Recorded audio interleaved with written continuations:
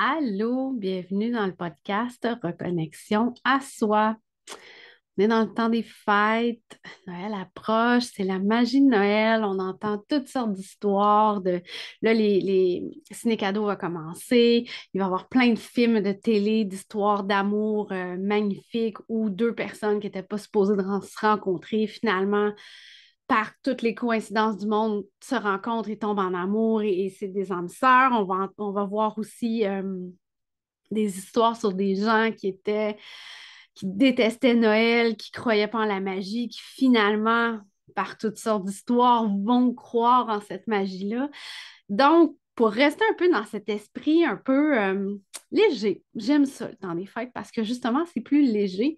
J'ai envie de vous parler de magie parce que ça existe pour vrai et vous parlez des êtres multidimensionnels. En fait, on en est, nous, mais on est entouré d'un paquet d'êtres invisibles, oui, mais qui sont vraiment là. C'est quoi des êtres multidimensionnels? En fait, je vais vous parler de ceux que je connais, de ceux avec lesquels je travaille en soins, mais sachez qu'il en existe infiniment de sortes et que je ne passerai pas au travers de tout ce qui existe. Un exemple qui est très, très frappant, c'est Le Seigneur des Anneaux. Tout le monde en a entendu parler. Vous avez probablement vu les films qui vont d'ailleurs passer dans le temps des fêtes. Euh, c'est un univers magique où plusieurs créatures se côtoient et ben moi, je crois qu'elles existent pour vrai. Sauf que ce qui est arrivé, c'est que dans l'histoire de l'humanité, certaines créatures sont venues pour aider. Il y avait chacun leur fonction et nous, comme humains, est arrivé des conflits éventuellement et ces créatures-là ont choisi de se retirer. Donc, elles ne sont plus physiquement visibles, mais elles sont dans le monde de l'invisible. Elles ont changé de plan de conscience. Donc, elles ne sont plus dans la 3D physique que l'on voit, que l'on touche. Elles sont dans des plans beaucoup plus élevés, donc des fréquences vibratoires beaucoup plus hautes, mais on peut travailler avec ces énergies-là. Des énergies avec lesquelles j'aime beaucoup travailler. En fait, les premières avec lesquelles j'ai commencé, c'est les anges et les archanges. Euh, c'est, c'est comme une des énergies qu'on entend le plus souvent parler, ne serait-ce que quand on est jeune. Dès qu'on est dans une famille québécoise, on a beaucoup entendu parler avec l'Église, avec notre histoire, avec la religion catholique, des anges, des archanges. Euh, Moi, c'est les premières énergies avec lesquelles j'ai travaillé. J'utilisais beaucoup l'archange Michael pour son côté protecteur. J'aimais beaucoup l'archange Raphaël, qui est un guérisseur. D'ailleurs, j'ai une médaille de Raphaël qui est sur ma table de chevet. C'est une énergie que j'aime utiliser. Je vois souvent mes mains vertes lorsque je fais un soin et que je suis accompagnée de l'archange Raphaël. Il y a aussi l'archange Gabriel qui est un communicateur qui communique la parole divine. C'est lui qui serait allé dire à Marie, lui annoncer qu'elle était enceinte du Saint-Esprit.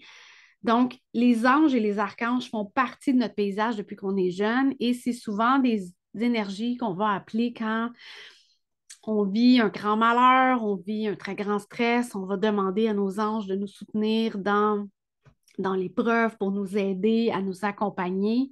Donc, c'est des énergies qui sont facilement accessibles, que tout le monde peut travailler avec. C'est quand même, comment je dirais, ben, c'est simple. Je pense qu'on se casse la tête souvent en disant que ça prend des initiations pour apprendre toutes les choses, mais je tiens à vous dire qu'on n'en est plus là. On n'en est plus là. Je vais vous reparler plus tard de comment travailler avec ces énergies-là, mais bref, les anges et les archanges, c'est celles qu'on entend le plus souvent parler. C'est celles qu'on voit beaucoup partout. Des statues, beaucoup, ben, c'est sûr, avec les églises, les cimetières, on en voit énormément. Une autre énergie que j'adore travailler, c'est les élémentaux. Les élémentaux, c'est tout ce qui a trait aux éléments, donc l'air, l'eau, la terre et le feu. Et là, il y a plusieurs catégories. Je ne vous les nommerai pas toutes, mais il y a des elfes, il y a des sylphes, il y a des fées, des salamandres, des gnomes, des lutins, des faunes, des corrigans.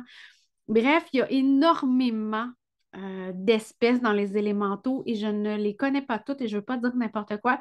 Donc, je n'irai pas en détail. Mais les élémentaux, en gros, sont vraiment au service des quatre éléments. Ils font un travail pour perpétuer cet équilibre-là dans les éléments, autant sur Terre qu'à l'intérieur de nous.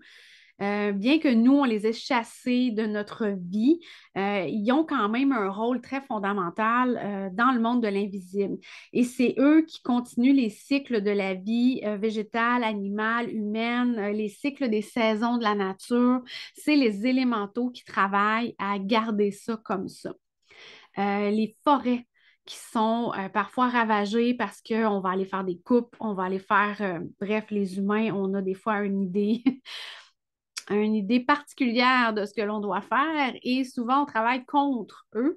Et lorsque des endroits qui ont été très, très blessés, qui ont été ravagés par l'homme, les élémentaux vont travailler, ça peut prendre des années, mais ils vont venir travailler à faire renaître ces endroits-là. C'est leur travail de garder cette énergie de la nature et la santé de la terre, en fait. Donc, c'est des énergies à ne pas négliger. Vous pouvez travailler avec les élémentaux. Si vous avez un jardin, par exemple, puis vous voulez que vos plantes aillent bien, que votre terre soit nourricière, que travailler avec ces énergies-là peut être une belle façon de garder un équilibre, une harmonie chez vous, sur votre terrain. Puis si vous travaillez avec eux, ben, il y a une façon, là, je ne les connais pas tous par cœur, là, mais c'est vraiment de respecter leur travail. Il y a des offrandes à faire, mais ils vous le redonnent 100 fois. Là. C'est vraiment un échange, en fait, lorsque vous travaillez avec des élémentaux. Et lorsqu'on travaille en soins, on peut les appeler pour les processus de guérison intérieure, lorsqu'on veut vraiment travailler avec une rééquilibration des éléments à l'intérieur de la personne. Ils ont vraiment un grand pouvoir de guérison sur nos centres énergétiques et ils viennent s'ancrer en nous. Donc, ils peuvent nous aider, nous, à connecter mieux avec Gaïa et à mieux s'enraciner dans le quotidien. Je vais vous parler des elfes. Parce que ben, c'est sûr qu'avec le Seigneur des Anneaux, tout le monde connaît ça. Euh, Ça vient beaucoup de la mythologie nordique, germanique, celtique, qui ont tous un peu la même aura surnaturelle dans leurs histoires.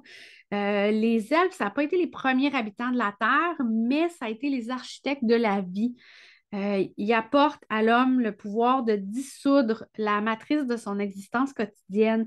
Donc, c'est de se libérer de l'illusion des choses qui sont des fois présentées à notre intellect et à nos sens physiques, mais là, c'est d'aller au-delà de ça. Donc, de dissoudre ce voile-là.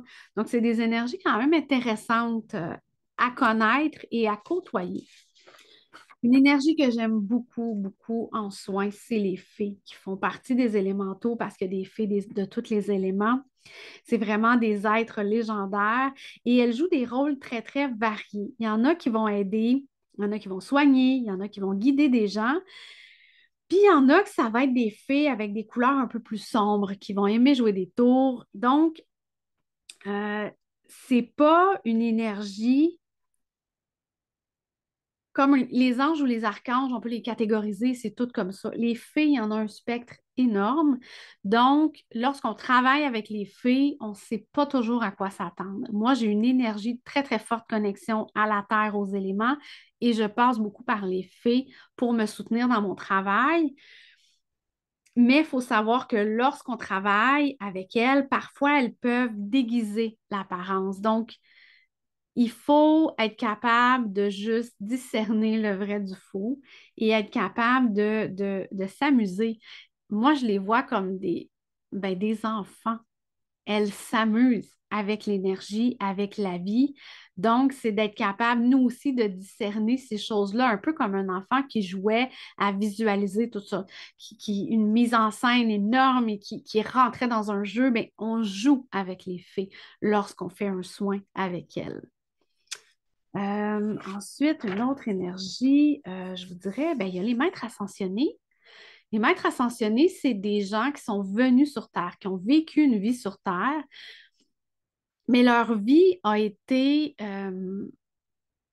comment je dirais, dans une très grande connexion divine et une vie d'enseignement à aider l'homme à s'élever, à voir au-delà, à avancer dans son chemin de vie. Et ces gens-là, une fois décédés, ben, sont devenus des maîtres ascensionnés. Donc, ils ne sont pas juste un esprit qui revient aider les gens, comme une grand-mère qui vient souffler à l'oreille de sa petite fille qu'elle devrait accepter tel emploi.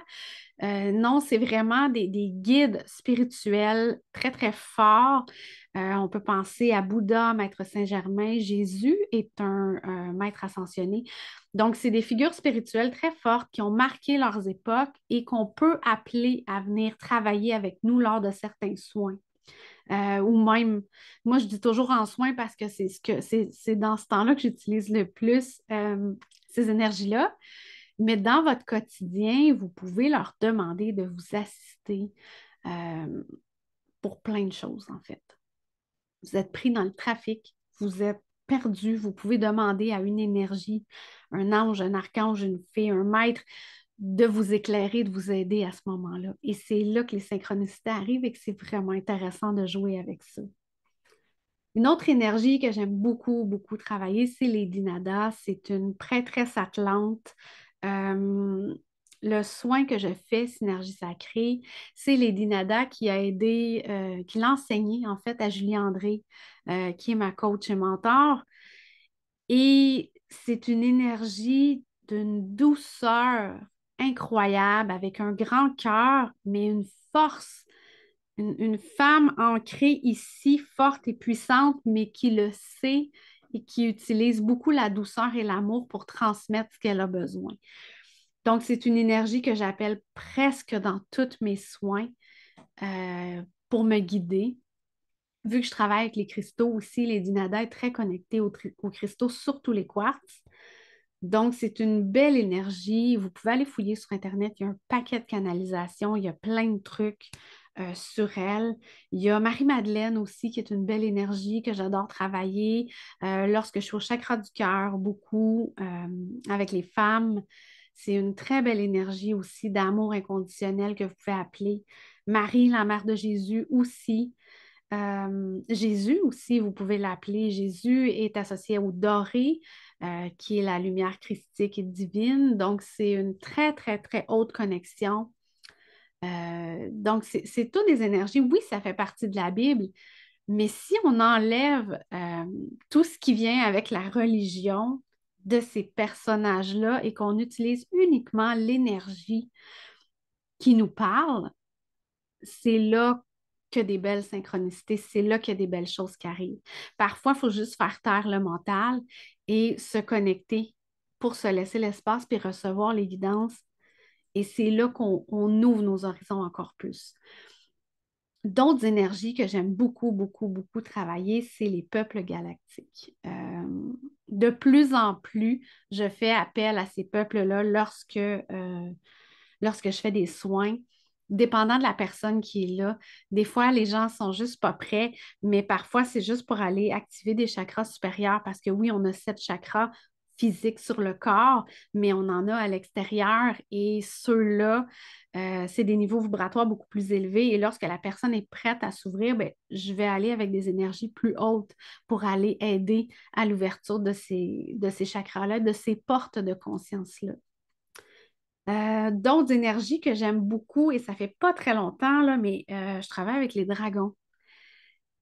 Et là, les dragons, il y a toutes sortes d'histoires, il y a énormément de folklore, c'est des créatures légendaires. On pense tout à un immense dragon avec les griffes, les dents acérées qui crache du feu et qui est prêt à brûler tout. En fait, c'est une image très, très occidentale du dragon parce que si on va en Orient, eux les vénèrent. Au Japon, il y a des dragons partout. C'était même le symbole c'est pas des dieux, mais des empereurs. C'est les empereurs qui utilisaient le symbole du dragon. C'est pas les gens du peuple. C'était réservé pour les élites, les très, très hauts dans la société. Les dragons, c'est vraiment des porteurs de sagesse et de compréhension. Ils sont experts dans le travail avec les éléments et les élémentaux. Donc, ils peuvent nous supporter dans notre travail avec les élémentaux. Ils viennent aider à la découverte de notre chemin à nous, notre chemin physique, mais aussi spirituel. Et ils viennent nous guider quand on est pris, quand on a besoin de discernement, qu'on voit plus clair. Les dragons peuvent venir nous éclairer dans ce temps-là. Donc, c'est une super belle énergie à travailler. Puis en soins, ils viennent vraiment décristalliser des mémoires ou des peurs ou des blessures qui sont prises inconsciemment, qui nous pourrissent la vie. Ils peuvent venir vraiment les décristalliser, les dissoudre, sans qu'on ait eu un travail de plusieurs mois, années, de shadow work, d'énormément de trucs. Les dragons peuvent vraiment aider à changer ce niveau d'énergie-là lorsque votre cœur et votre système énergétique est prêt et votre conscience, ils vont venir aider à juste enlever ces barrières-là, puis vous aider à vous aligner encore plus. Puis une autre énergie que j'avais beaucoup mis de côté, mais depuis que je suis jeune, j'ai toujours aimé les chevaux. Donc, les licornes, c'est une énergie qui revient beaucoup. C'est un symbole d'innocence et de clarté, de pureté, d'amour et de bonté. Et la corne, la licorne, en fait, représente le troisième œil. Donc, vraiment la connexion divine et la vision de la vérité. Donc, ils viennent travailler à notre ouverture, donc par le troisième œil, d'être capable de voir au-delà de l'illusion, et à l'unification aussi de notre être, mais je le vois comme une unification aussi des consciences. Donc, c'est une énergie qu'on peut amener à travailler en soins lorsque la personne a besoin d'éclaircissement, a besoin d'ouverture, a besoin juste de pureté. Parce que des fois, on est tellement pris dans notre shit que ça peut être une belle énergie à appeler. Donc, je vous disais, nous aussi, on peut être, en fait, on peut pas être, on est des êtres multidimensionnels. On a un corps physique, oui, mais on a des corps énergétiques qui sont non visibles à l'extérieur de nous. On a les chakras et tout ça, c'est important pour le maintien de notre équilibre. Donc, on a tous, tout le monde, cette capacité-là de communiquer avec ces énergies-là, avec tout ce qui nous entoure, même les pierres. Les pierres ont une vibration et on pourrait communiquer avec les cristaux. Certaines personnes ont cette faculté de prendre un cristal, le mettre dans leurs mains et de comprendre ce que le cristal lui transmet. Et ça, c'est vraiment, ça dépend de vous. On a tous des lignées. Donc, tu sais, je vous ai nommé plusieurs types d'êtres avec lesquels moi je travaille, mais c'est que j'ai des affinités avec ces lignées-là, mais j'en ai moins avec d'autres. C'est pour ça que je ne vous parle pas des autres, je ne les connais pas. Mais si vous, c'est vraiment les elfes qui vous parlent, puis vous travaillez probablement avec, vous devez être très près de la nature, vous devez être en connexion avec Gaïa, peut-être même avec les pierres et les cristaux. Donc, laissez-vous guider là-dedans parce que on peut tous arriver à communiquer avec ces êtres-là. Comment? Premièrement, il faut travailler sur soi, mais si vous êtes sur le podcast en train de l'écouter ou sur YouTube, c'est que vous en êtes rendu là, là. En fait, sinon, vous n'auriez pas fait ce type de recherche pour tomber sur mon profil. Donc, un travail sur soi, c'est vraiment d'aller à l'intérieur, de voir qui on est, de regarder la vérité en face, euh, d'accepter nos blessures, de les porter avec autant d'amour que toutes nos qualités, parce que ça fait partie de notre personne, de notre ensemble. Donc, il y a un travail qui est à faire sur nous, qui tranquillement nous enlève des couches et nous permet de voir au-delà de l'illusion, de voir au-delà du voile qu'on nous met devant les yeux. Et tout ça se fait avec le cœur, bien entendu, là, qui est le centre physique, le centre énergétique le plus important du corps, à mon avis. Mais ce travail-là, on va le faire chacun à notre rythme. C'est pas tout le monde qui est au même stade. Il faut respecter le stade des autres. Donc, ne dites pas non plus, ah ben là, moi, j'en ai pas fait beaucoup de travail, je suis pas rendue là, je peux pas. Non, non, c'est pas vrai. Ça se peut que vous n'entendiez rien au début quand vous allez essayer de travailler avec eux, mais ça va venir. Laissez-leur l'espace et laissez-vous Si vous dites, ah, moi, ça ne marche pas, c'est sûr, ça ne donne rien, arrêtez tout de suite, ça ne marchera jamais. Mais, euh, mais si vous faites le travail, si vous acceptez de vous ouvrir, si vous acceptez de juste lâcher prise et de ne pas avoir de résultats, ben c'est là que ça commence. C'est là qu'on peut s'amuser. Une autre chose à ne pas négliger, c'est votre hygiène de vie. Bien manger, dormir, faire de l'exercice. Votre corps est important, là. C'est la seule chose que vous allez avoir toute votre vie. De votre naissance à votre mort, votre corps va vous suivre tout le temps. Pour le reste, là, vous allez changer de maison, de voiture, de chum, d'amis, de divan. Il n'y a rien qui va vous suivre. Les vêtements, je veux dire, rien.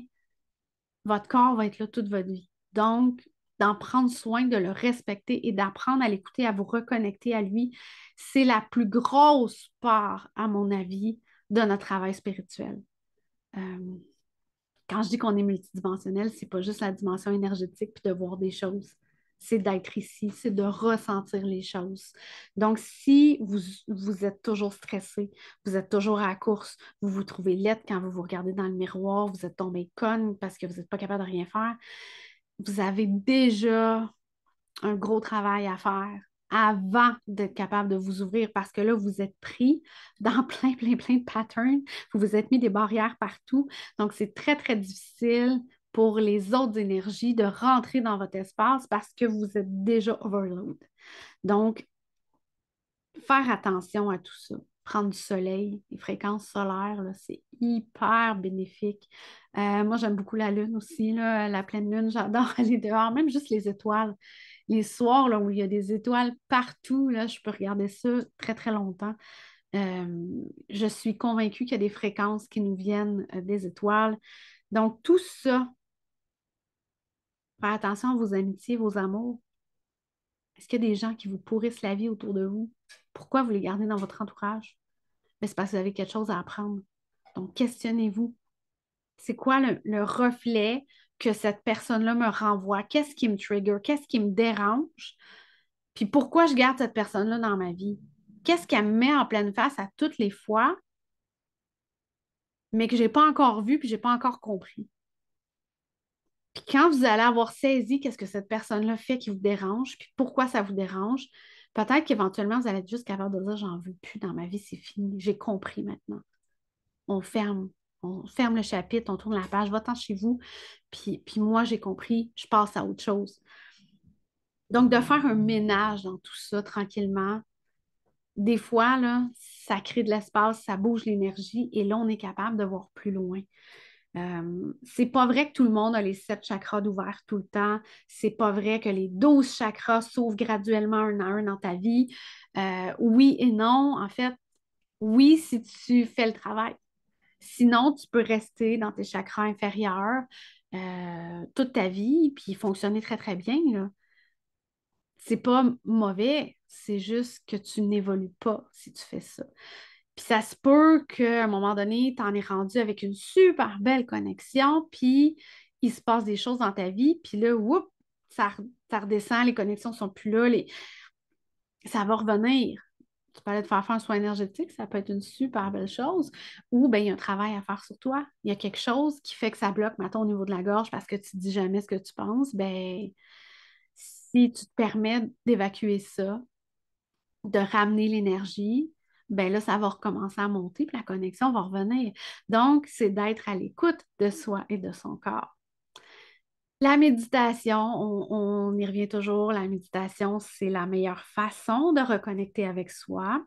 C'est aussi une belle façon d'aller recevoir des messages parce qu'on se permet de s'ouvrir. Puis en méditation, vous pouvez demander à toutes les énergies que je vous ai nommées et encore plus de venir s'ils ont des messages, s'ils veulent venir vous parler, s'ils ont des images à vous montrer.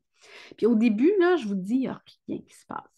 Ça se peut et c'est bien correct parce que au début, la connexion n'est pas faite. Il y a des gens que c'est super facile là, depuis qu'ils sont jeunes, qui voient des auras, puis qui entendent des choses, puis qui voient des fantômes, qui font passer des esprits. Moi, j'ai jamais eu ça. J'ai jamais eu cette connexion facile-là. Donc, au début, là, la connexion n'est pas faite. C'est comme si tu es dans une pièce puis qu'il y a du bruit partout, partout, partout, partout. Puis là, ben, il y en a un qu'il faut que tu entendes et que tu vas avoir de la misère à entendre cette personne-là en particulier parce qu'il y a trop de bruit autour. Fait qu'il faut tranquillement que vous vous laissiez l'espace, que vous faites le travail sur vous pour éventuellement être capable de juste arrêter ce bruit-là. C'est le faire taire, l'atténuer pour que cette énergie-là puisse entrer dans votre champ d'énergie et communiquer avec vous. Puis des fois, là, la communication, ce ne sera pas une super belle histoire, tu sais, dans votre mental avec toutes les réponses, là. Ça va être une chanson que vous allez avoir en tête le matin en vous levant. Ou à la radio, vous posez une question, puis là, pouf, il pop une phrase d'une chanson, puis là, ça vient répondre à votre interrogation. Ça peut être une image qui passe sur votre feed, Instagram, TikTok, name it. Ça peut être quelqu'un que vous croisez par hasard, qui vous offre quelque chose ou qui vous pose une question, puis par une petite mini-conversation, vous donne une réponse, un indice sur quelque chose. Ça peut être une sensation physique.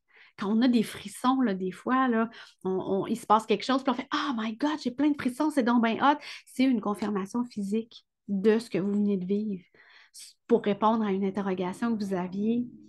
Les heures miroirs qu'on voit, là, si vous faites exprès pour les regarder, on s'entend, là, vous voyez qu'il est 11h08, puis là, vous attendez 11h11, puis là, regardez, ça ne veut rien dire, là. Mais si par hasard, vous regardez, il est 12h12, il est 11h11, il est 3h33, ça a une signification, c'est une synchronicité. Moi, je ne cherche pas les codes là, sur Internet, là. Quand je vois des heures miroirs, pour moi, c'est juste un oui. Tu es dans la bonne voie. Continue comme ça. C'est comme une petite tape sur l'épaule, tu sais. Hey, c'est beau, continue. Ça va bien. Puis il y a toutes les autres synchronicités qui peuvent arriver dans votre vie pour n'importe quoi. Donc, lorsqu'on commence à travailler avec ces énergies-là, plus on pratique notre connexion, plus on leur laisse l'espace aussi, meilleure va être la réception, le mieux vous allez comprendre, mieux vous allez recevoir. Et, et moi, je ne décide pas pour elle, là. Je veux dire, je n'ordonne pas à tel ange de faire ça. Moi, j'aime bien leur laisser l'espace. Je vais leur demander de m'aider dans une situation, mais sinon, lorsque je suis en méditation, je ne leur dirai pas montre-moi ce qui va arriver dans 3 jours. Je vais poser plus une question ouverte. Je déteste les questions fermées. Puis souvent, moi, je dessine. Je dessine un paquet de trucs, j'écris, c'est des symboles, c'est vraiment jamais, jamais pareil. Ça dépend, c'est qui j'ai canalisé à ce moment-là. Là, si vous êtes sur YouTube, je vous montre une page d'un dessin que j'ai fait euh, en 2 minutes suite à une méditation. Donc, c'est des codes de lumière, c'est des codes pour moi galactiques. Exactement ce que chaque chose veut dire. Souvent, je l'ai après par écrit. J'en partage des fois sur Instagram, des messages qui montent, des choses qui viennent. C'est vraiment variable d'une fois à l'autre. Et mais là, je vais vous montrer, puis je vais cacher en bas. Ça, c'est mon dernier cette semaine qui parle beaucoup de connaissances, de puiser dans nos racines, d'aller chercher ce qui résonne à l'intérieur de nous, puis de recevoir les transmissions des autres. Puis encore autre chose que je n'ai pas décodé, mais que ben, ça va mûrir tranquillement. Donc, il n'y a pas de méthode universelle, il n'y a pas de barrière non plus. Je sais qu'il y a beaucoup de gens qui disent ah, tu ne peux pas travailler avec tel type d'énergie pour ça. Moi, je pense qu'on n'en est plus là. Il y a eu beaucoup d'enseignements ancestraux qui ont été donnés. Puis dans ce temps-là, le côté rituel était très important. Oui, ces énergies-là aiment le rituel. Oui, c'est vrai. Mais souvent, ça va être de faire votre propre rituel qui rime avec vous. Donc, moi, j'ai ma petite routine de méditation où je vais me sortir un ou des cristaux du moment. Je rouvre ma boîte, puis je regarde. Souvent, c'est par couleur ou c'est. Ah, c'est vrai, j'ai un œil de tigre, j'ai un quartz clair, j'ai une obsidienne rouge. Donc, je sors mes cristaux qui fit avec ce que je file en ce moment-là. Et j'ai plein de bougies avec des parfums différents de l'essentiel. Donc, je sors une bougie qui fit avec ça. Puis j'en ai souvent, bon, juste une blanche derrière moi que j'aime allumer dans ces cas-là. Donc, j'allume ma bougie qui sent, mes cristaux, une bougie d'une couleur X selon ce que j'ai envie de travailler. Des fois, j'ai mes oracles, dépendant de comment je file, parce que c'est une autre façon de communiquer avec les énergies, les cartes oracles. C'est leur façon de nous guider, de nous amener un message lorsque nous, on ne peut pas le transcrire directement. Donc, souvent, j'ai toujours un ou deux oracles à côté, puis j'ai mon cahier de dessin. Et des fois, je mets de la musique, des fréquences. Puis, ben, dépendant du temps que j'ai, je m'assois et je laisse aller l'énergie. Avec la musique, c'est sûr que j'aime bien m'enraciner avant et me connecter, mais c'est mon petit rituel qui, en fait, le rituel, là, c'est vraiment pour nous amener dans un état d'esprit particulier. Donc, de trouver votre propre rituel, de le garder euh, le plus pareil possible. C'est comme une routine qu'on recrée qui nous amène dans un état d'esprit de réception. C'est vraiment, vraiment ça. Donc, vous allez trouver votre façon de faire, votre espace et ben, pratiquer. Vous pouvez le faire à tous les jours pendant 3 semaines, puis il ne se passera absolument rien. Puis à un moment donné, vous allez avoir comme plein de sensations, vous allez voir des couleurs, vous allez recevoir des choses, puis là, vous allez faire Oh my God, c'était quoi ça? Et à ce moment-là, là, laissez pas votre mental l'interpréter. Laissez ça le temps de se déposer, respirer là-dedans. Là, c'est pour ça que j'ai mon carnet de dessin. Souvent, je dessine, j'écris qu'est-ce qui monte tout de suite. Et après, je laisse juste ça de côté. Je termine en disant merci aux énergies, puis je sers mes choses et c'est terminé. Donc, ça n'a pas besoin d'être hyper compliqué, ces connexions-là, mais de le pratiquer, ça fait qu'à un moment donné, dans votre quotidien, dans la journée, il va se passer quelque chose. Vous allez faire Ah, est-ce que mon dragon pourrait venir me supporter présentement? J'aurais besoin d'un archange qui vienne m'aider à gérer cette situation-là. Puis ça va venir des automatismes et les synchronicités vont arriver de plus en plus dans votre vie avec ça. Donc, amusez-vous avec ces énergies-là. Laissez-leur l'espace. Prenez le temps. Mais surtout, faites-le avec votre cœur d'enfant pour vous amuser. C'est la plus belle règle que je peux vous donner parce que si vous faites ça avec beaucoup trop de sérieux, puis que vous vous acharnez, vous n'aurez pas de plaisir, puis ça ne fonctionnera juste pas. Donc, on le fait sans attente, puis on s'amuse.